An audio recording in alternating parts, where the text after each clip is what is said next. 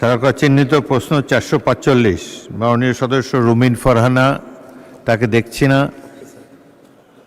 তার পক্ষে শেখ মুজিবুর রহমান ইকবাল, পিরোজপুর কিশোরগঞ্জ 5, আপনি উত্থাপন করুন।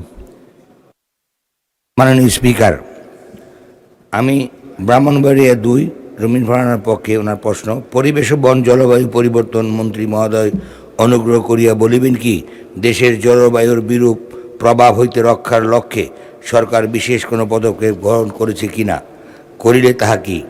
ধন্যবাদ মাননীয় স্পিকার। মাননীয় মন্ত্রী।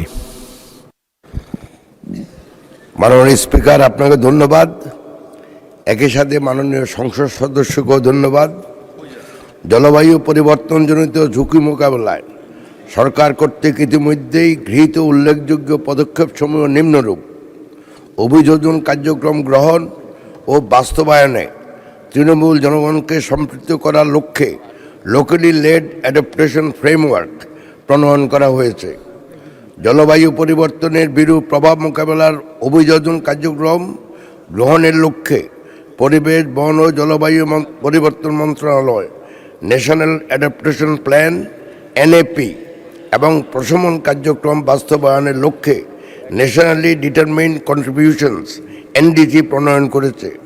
সংশ্লিষ্ট মন্ত্রণালয় বিভিন্ন এবং দপ্তর ও সংস্থার মাধ্যমে জলবায়ু পরিবর্তনের বিরূপ প্রভাব মোকাবেলায় NAP এবং NDC বাস্তবায়িত হচ্ছে। পরিবেশ অধিদপ্তর কর্তৃক গৃহীত প্রকল্পের আওতায় লং টার্ম লো এমিশন ডেভেলপমেন্ট স্ট্র্যাটেজিস প্রণয়নের কার্যক্রম শুরু করা হয়েছে। মাননীয় স্পিকার,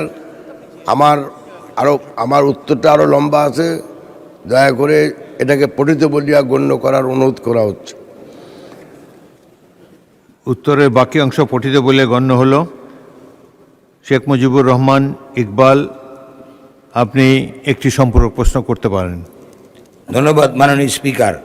আমার প্রশ্ন মাননীয় মন্ত্রী মহোদয়ের নিকট, উনি যেই বিশদ বিবরণ দিলেন বাংলাদেশের মানুষ বাস্তবে তা কবে নাগাদ ফল পাবে তা জানতে চায়। ধন্যবাদ মাননীয় স্পিকার। মাননীয় মন্ত্রী, কবে নাগাদ ফল পাবে? মাননীয় স্পিকার, জলবায়ু পরিবর্তন যেমন একদিনে হয় না, এটার প্রতিকারও একদিনে হবে না।